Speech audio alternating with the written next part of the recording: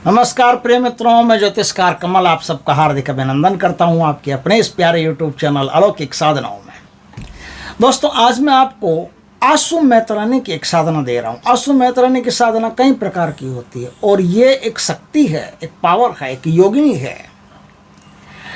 इसको योगिनी भी मान सकते हो, जादूगरनी भी मान सकते हो। कुछ लोगों का मानना है कि ये इस्माइल जोगी के शिष्य है, कुछ लोगों का मानना है कि ये कामाख्या की शिष्य है। तो वहाँ की एक प्रसिद्ध जादूगरनी है, बहुत शक्तिशाली जादूगरनी है। इसकी साधना बहुत बहुत ताकतवर होती है। देखिए, किसी को भी कोई भी प्रकार की बीमारी हो तो वो आंसू मैत्रानी की साधना करके ठीक हो सकता है। किसी के घर पर कोई भी प्रकार की चौकी हो, कुछ भी प्रकार का परेशानी आया हुआ हो तो आंसू मैत्रानी की साधना करके वो ठीक हो सकता है। लेकिन आंसू मैत्रानी की साधना क्या है? ये साधना तो कई प्रकार की होती है। किसी भी तंत्र मंत्र चौकी को उठा करके फेंक सकती है, बहुत शक्तिशाली पावरफुल साधना। लेकिन करेंगे कैसे? आंसू मैत्रानी की साधना करने के लिए दो अलग अलग विधान हैं। एक विधान तो ऐसा है कि किसी भी चतुर्दशी के दिन से ये साधना होती है और 21 दिन तक की साधना होती है। ये अगर सात्विक विधि से करो, देखिए जो लोग वैष्णव आदि हैं, वैष्णव अगर इस साधना को करना चाहते हैं तो वैष्णवों के बारे में एक मैं गुप्त बात बता दूं आपको। जैसे कोई वैष्णव है और वो भैरव की साधना करना चाहता है या काली माता की साधना करना चाहता है तो वो तामसिक भोग नहीं दे सकता। अगर तामसिक भोग दिया तो उसका पूरा घर बर्बाद हो जाएगा। जैसे शराब नहीं दे सकता, जैसे मदिरा नहीं, वो मांस नहीं दे सकता, जैसे अंडे नहीं दे सकता, ऐसे कोई भी प्रकार का तामसिक भोग होता है तो वो दे नहीं सकता। वैष्णव अगर तामसिक भोग देता है तो तामसिक भोग से उसको लाभ तो कम होगा, नुकसान ज़्यादा होगा, उसका पूरा घर बर्बाद हो जाएगा। लेकिन जो अघोर मार्ग से दीक्षित हैं, जो तामसिक वृत्ति के हैं, जो तामसिक तरीके से करना चाहते हैं, उनको फिर तामसिक भोग देना पड़ेगा। तो मैं तामसिक भोग की साधना के बारे में ज़्यादा बात नहीं करूँगा, क्योंकि तामसिक भोग में कई प्रकार का काटा पीटी करना पड़ेगा, वो सब सुअर का बच्चा और पता नहीं क्या क्या लाना पड़ेगा और वो सब देना पड़ेगा। लेकिन आज अपन बात करते हैं सिर्फ वैष्णव संप्रदाय के लोगों के लिए। जो देखिए, कोई भी इस प्रकार का साधक हो वो किसी भी प्रकार की शक्ति को सिद्ध कर सकता है, उसका अपना मेथड होता है। आप शक्ति के हिसाब से मत चलिएगा। देखिए, जैसे आप वैष्णव हैं तो आपको किसी तामसिक विधि से ही साधना करें ऐसा ज़रूरी नहीं है। आप सात्विक विधि से भी साधना कर सकते हो, सात्विक विधि से ही साधना कर सकते हो, क्योंकि मेथड आपका काम आएगा, शक्ति का काम नहीं आएगा। आप सोचते हो कि मैं शक्ति के हिसाब से साधना करूंगा, तो नहीं, आपका बैकग्राउंड भी खराब हो जाएगा, आपका धर्म भी खराब हो जाएगा, आपका व्रत भी खराब हो जाएगा और आपका पूरा जीवन खराब हो जाएगा।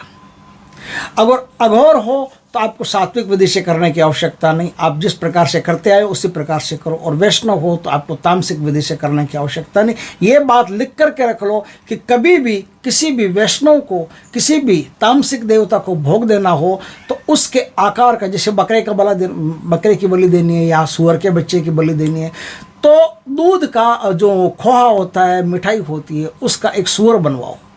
सुअर बनवा करके और उस सुअर को ले जा करके और वहाँ ले जा करके काट दो, या मोम का सुअर बनवाओ या आटे का सुअर बनवाओ। जैसे आटे का सुअर बनवा दिया, उस पर लाल कलर कर दिया, लाल कलर करके और वहाँ ले जा करके उसको काट दिया। बलि बराबर मान्य होगी, ऐसा नहीं है कि बलि मान्य नहीं होगी, बिल्कुल बराबर मान्य होगी। और ये मैं कुछ सुने सुनाई बात नहीं कह रहा हूँ, ये प्रत्यक्ष उदाहरण है। मैंने कई बार इस प्रकार के काम किए हैं और काम करके काम करवाए। तो आप यदि आटे का एक पुतला बनाते हो, जैसे सुअर की बलि देने तो सुअर का पुतला बनवा लो, ऐसे व्यवस्था करके बना लो, थोड़ा सा ढंग से आंखें वाँखें लगा लो, दो ऐसे सुअर की सी आकृति बना करके और उसकी बलि चढ़ाओ।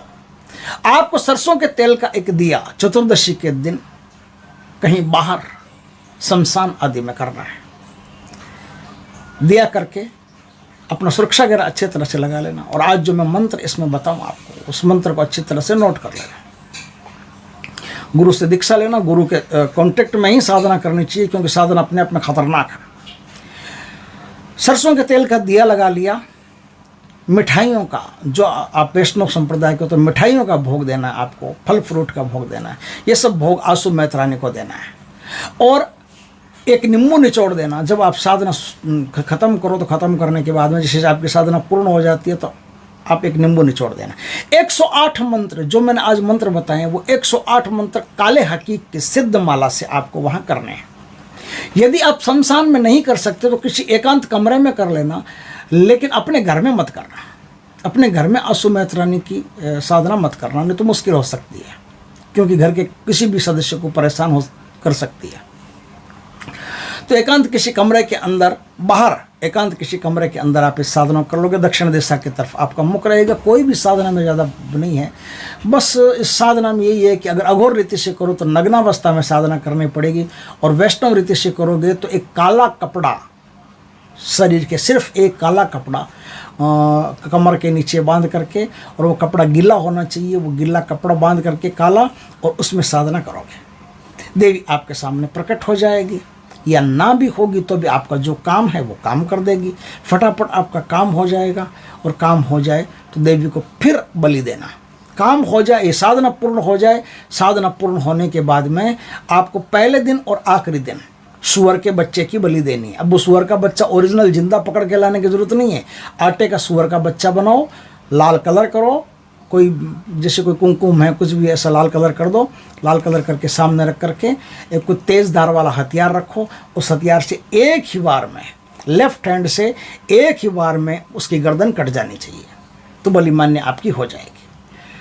आपका कोई भी काम है तत्काल आपका काम पूर्ण हो जाएगा। इस प्रकार से एकदम आसान है। 4-5 अगरबत्तियाँ जला लेना, थोड़ा सा इत्र वित्र रख देना, बस एकदम सामान्य तरीके से है, कोई ज़्यादा विशेष इसमें कुछ नहीं है। बस सुरक्षा घेरा मजबूत होना चाहिए, ताकि कोई भी तामसिक शक्ति आपको परेशान नहीं करे। इस प्रकार से आप इस साधना को करके अश्वमेध रानी की कृपा प्राप्त कर सकते हो, और जो भी प्रकार की प्रॉब्लम है अश्वमेध रानी देखते देखते मिटा देगी।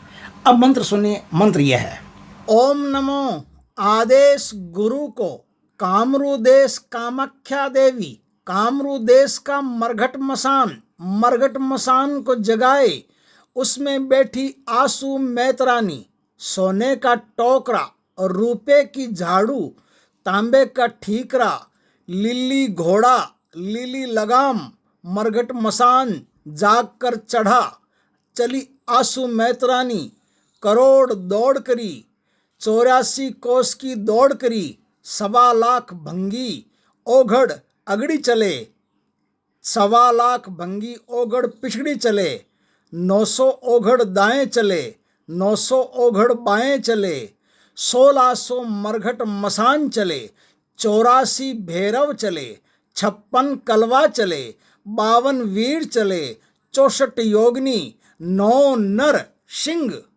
64 योगिनी, 9 नरसिंह वीर चले। अरे किसके कहने पर चलेंगे? आंसू मैतरानी के कहने पर चले। आंसू मैतरानी किसके कहने पर चलेगी? मेरे कहने पर चलेगी, मेरे उस्ताद के कहने पर। इसी पल मेरे काम के लिए चलेगी। जिस काम का बोलूं उस काम को तत्काल कर लाएगी। नहीं तो गांव बांध, गांव की सीमा मुंडेर बांध, शहर बांध, शहर की सीमा बांध, जमीन बांध, आसमान बांध, 1.25 लाख भंगी ओगड़ अगड़ी बांध, 1.25 लाख भंगी ओगड़ पिछड़ी बांध, 1600 मरघट मसान को बांध, 84 भैरव, 56 कलवा, 52 वीर, 64 योगिनी, 9 नरसिंह को बांध, 1,80,000 पीर पैगंबर को बांध, डाकिनी को बांध, साकिनी को बांध, भूत पलीत प्रेत पिशाच को बांध, जिन्ना को बांध, जिन्नाता को बांध, नजर बांध, ठुकर बांध, दीठ मूठ जादू कामण, 36 प्रकार के ताव, तिजोरिया, रोग दोष, 900 नाड़ी, 72 कोटे, रोम रोम चमचम से, हाड़ से, हाड़ की पुतली बांध, माथे की बिंदिया बांध, 3 लोक के प्रकृति का रोग शोक को बांध, हिंदू के जलते शमशान को बांध, मुसलमान के दफनाते कब्रिस्तान को बांध, चुंडाए मुंडाए धामू बेरी गुंगी आओ, 12 लाख बेरका वाली, 13 लाख त्रिशूल वाली, 14 लाख खप्पर वाली, 9 लाख लवणी वाली, इसी वक्त हाजिर नहीं होवे तो आंसू मैतरानी 3 लोक में चुगलखोर कहलाए, गले पर छुरी फिरे, मोतियों के रक्त से स्नान करे, इतने पर